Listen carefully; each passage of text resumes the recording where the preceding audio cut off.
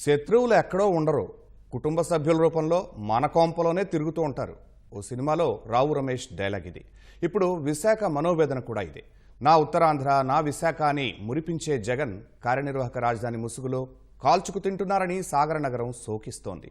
కంపెనీల్ని తరిమేసి IT వెలుగులు ఆర్పేసి రిషికొండను తొలిచేసి ఇలా ఒకటా రెండా 5 ఏళ్లలో అరాచకాలు తప్ప విశాఖకు ఏమీ మిగల్చలేదు. రివర్స్లో భూ కబ్జాలు శాపమిచ్చారు. అధికారం అండతో లెక్కలేనన్ని పాపాలు చేశారు. పర్యాటక పారిశ్రామిక మణిహారంగా ఉత్తరాంధ్ర ఉపాధికి ఆలవాలంగా వెలిగిన విశాఖ నగరం వైకాపా పెద్దలకు ఫలహారంగా మారింది. Vizag has always had that potential.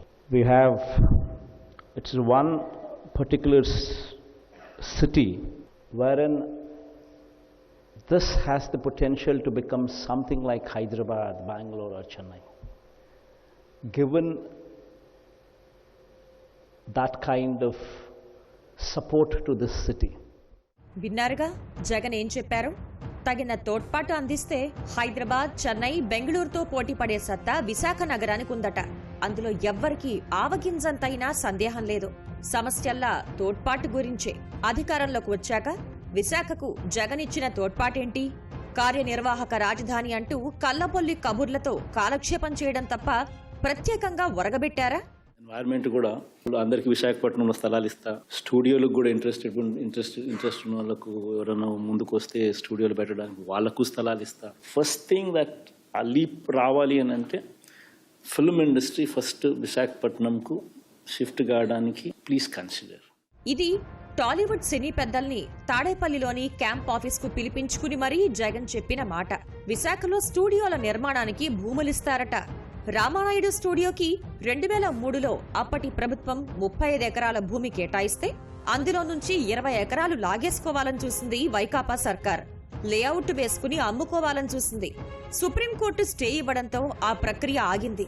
ఇది విశాఖలో సినీ పరిశ్రమను అభివృద్ధి చేయడమా, జరుగుతున్న అభివృద్ధిని ఆపేయడమా? అసలు విశాఖ అంటేనే పర్యాటకానికి పర్యాయపదం. దానికి కొండంత అండ రుషికొండ. అలాంటి రుషికొండకు గుండు కొట్టించారు మన జగనన్న. పచ్చదనాన్ని విధ్వంసం చేశారు. రుషికొండపై గతంలో ఉన్న పర్యాటక కాటేజీల్ని పడగొట్టారు. పర్యాటకులు, విశాఖవాసులు కాటేజీల్లో సరదాగా గడిపేవారు. అక్కడి నుంచి సాగర సోయగాల్ని వీక్షించేవారు. ఇప్పుడక్కడ రిసార్ట్ పేరుతో సీఎం కోసం 430 కోట్ల రూపాయలతో అత్యంత విలాసవంతమైన క్యాంప్ కార్యాలయం నిర్మించారు. మరి అందులోకి పర్యాటకుల్ని అనుమతిస్తారా? అక్కడ క్యాంప్ ఆఫీస్ నిర్మాణం మొదలైనప్పటి నుంచే అటువైపు అసాధారణ ఆంక్షలు విధించారు. దిగువన ఉన్న రిషికొండ బీచ్ లోకి సందర్శకుల్ని ప్రస్తుతానికి అనుమతిస్తున్నా సీఎం మకామిక్కడకు మార్చితే అసలు ఆ ఛాయలకు రానిస్తారా? ఇది పర్యాటక పరంగా విశాఖను ముందుకు తీసుకువెళ్లటమా, వెనక్కి లాగడమా? ఇక విశాఖ పర్యాటకానికి మరో ఆకర్షణ ఎర్రమట్టి దిబ్బలు. వాటిని వైకాపా నాయకులు విధ్వంసం చేసేస్తున్నారు. అంతేకాదు, ఎర్రమట్టి దిబ్బల ప్రాంతాల్లో బౌద్ధ మతం ఆనవాళ్లున్న ప్రదేశాలను వైకాపా నాయకులు మట్టి, ఇతర అవసరాల కోసం విధ్వంసం చేస్తున్నారు. దీన్ని మమకారం చూపించడం అంటారా? విశాఖ నోట్లో మట్టి కొట్టడం అంటారా?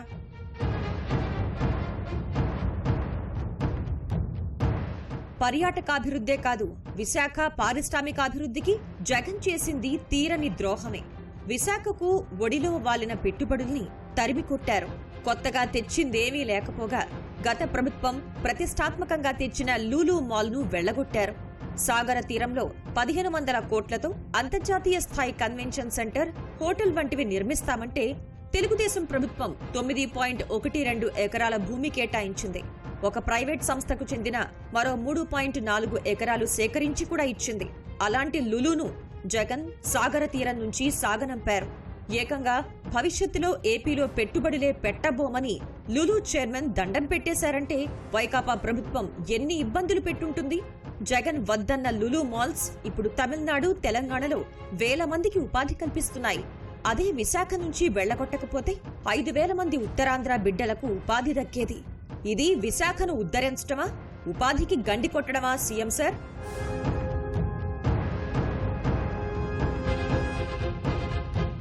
ఇది విశాఖ మిలీనియం టవర్. హైదరాబాద్ కు సైబర్ టవర్స్ లాగే విశాఖకు మిలీనియం టవర్స్ ను సిగ్నేచర్ గా మార్చాలి అనే సంకల్పంతో తెలుగుదేశం ప్రభుత్వం దీన్ని నిర్మించింది. స్టార్టప్ విలేజ్ గా నామకరణం చేసి కంపెనీల్ని రమ్మని ఆహ్వానించింది. రాయితీలిచ్చి ప్రోత్సహించింది. అప్పట్లో 100కు పైగా రెక్కలు కట్టుకుని వాలిన స్టార్టప్ కంపెనీలు ఇప్పుడు షట్టర్లు మూసేశాయి. తెదేపా హయాంలో డెసిగ్నేటెడ్ టెక్నాలజీ పార్క్ విధానం కింద ఐటీ పార్కులో సగం అద్దెకే కంపెనీలకు ఆఫీస్ స్థలం, ఇంటర్నెట్, నిరంతర విద్యుత్ సదుపాయం కల్పిస్తే వైకాపా ఆ పాలసీని నిలిపివేసింది. ఇక్కడి ఐటీ కంపెనీలకు 4 ఏళ్లుగా 80 కోట్ల రూపాయల మేర బకాయిలు, ప్రోత్సాహకాలు పెండింగ్ పెట్టింది. ఫలితంగా చిన్న, మధ్య తరహా ఐటీ కంపెనీలు విశాఖకు వీడ్కోలు చెప్పేశాయి. ఇక 3,500 మంది పనిచేసిన హెచ్ఎస్బీసీ, ఫ్రాంక్లిన్ టెంపుల్టన్ వంటి ప్రతిష్టాత్మక సంస్థలు విశాఖను వదిలిపోయాయి. ఇది విశాఖకు ఐటీ వెలుగులు తేవడమా, చీకట్లోకి నెట్టడమా?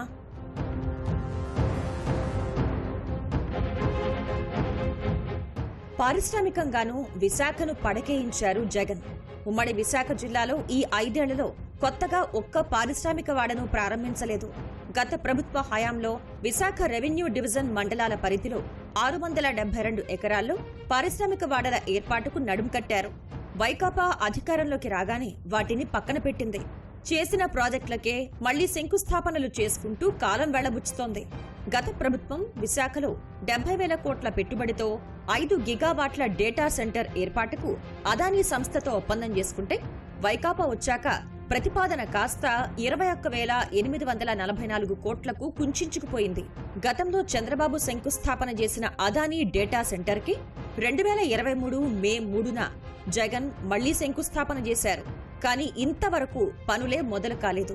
భోగాపురం విమానాశ్రయ పరిస్థితి అంతే. 2019 ఫిబ్రవరిలో జీఎంఆర్ సంస్థకు 2,700 ఎకరాలు కేటాయించి చంద్రబాబు శంకుస్థాపన చేస్తే జగన్ వాటిని 2,200 ఎకరాలకు తగ్గించి 2023 మే 3న జగన్ మళ్లీ శంకుస్థాపన చేశారు. రివర్స్ టెండర్ పేరుతో ఎయిర్పోర్ట్ నిర్మాణంలో జాప్యానికి కారణమయ్యారు. ఇది విశాఖ విమానయాన రెక్కలు విరిచేయటం కాదా?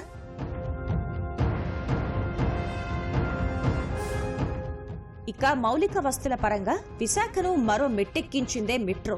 హైదరాబాద్, చెన్నై, బెంగళూరుతో పోటీ పడాలంటే దాన్ని పట్టాలెక్కించాల్సిన జగన్ అటకెక్కించారు.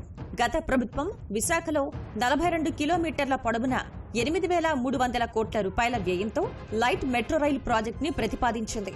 డిపిఆర్ ఖరారు చేసి పీపీపీ విధానంలో చేపట్టేందుకు అంతా సిద్ధం చేసింది. రుణమిచ్చేందుకు విదేశీ ఆర్థిక సంస్థలు ఆసక్తి కనబర్చాయి. టెండర్లు పిలిచే సమయానికి ప్రభుత్వం మారింది. మొదట్లో 2020లో ప్రాజెక్టు ప్రారంభించి 2024కి పూర్తి చేస్తామని భ్రమలు కల్పించిన జగన్ సర్కార్ ఇన్నాళ్లు ఆ ఊసే ఎత్తలేదు. ఇప్పుడు ఎన్నికల ఏడాది వచ్చేసరికి గత డిసెంబర్లో నిర్వహించిన మంత్రివర్గ సమావేశంలో డిపిఆర్ ఆమోదించారు. జనవరి 15న మెట్రోకి శంకుస్థాపన అంటూ అనధికారిక ప్రచారమూ చేసుకున్నారు. అది జరగలేదు. ఇది విశాఖ అభివృద్ధిని ట్రాక్ తప్పించటం కాదా?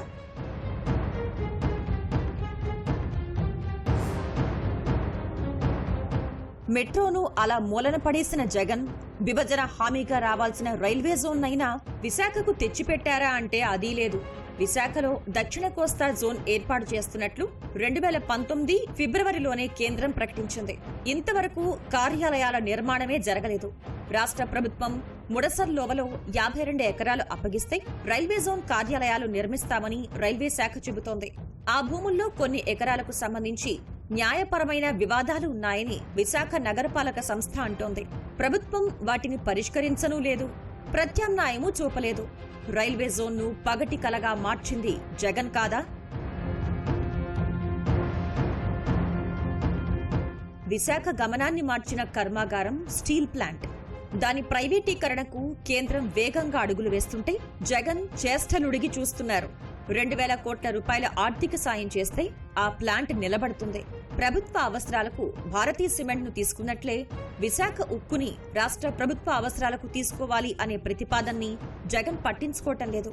విశాఖ ఉక్కుకి విజయనగరం జిల్లాలోని గర్భాల్లో ఉన్న మ్యాంగనీస్ గనుల లీజ్ గడువు పెంచకుండా రాష్ట్ర ప్రభుత్వం తాత్సారం చేయటాన్ని ఎలా అర్థం చేసుకోవాలి? ఉక్కు, బొగ్గు పార్లమెంటరీ కమిటీలో 2 వైకాపా ఎంపీలున్నా విశాఖ ఉక్కుకి సొంత గనుల కోసం పట్టుపట్టకపోవటం కేంద్రం మెడలు వంచడమా, కేంద్రానికి తల వంచడమా?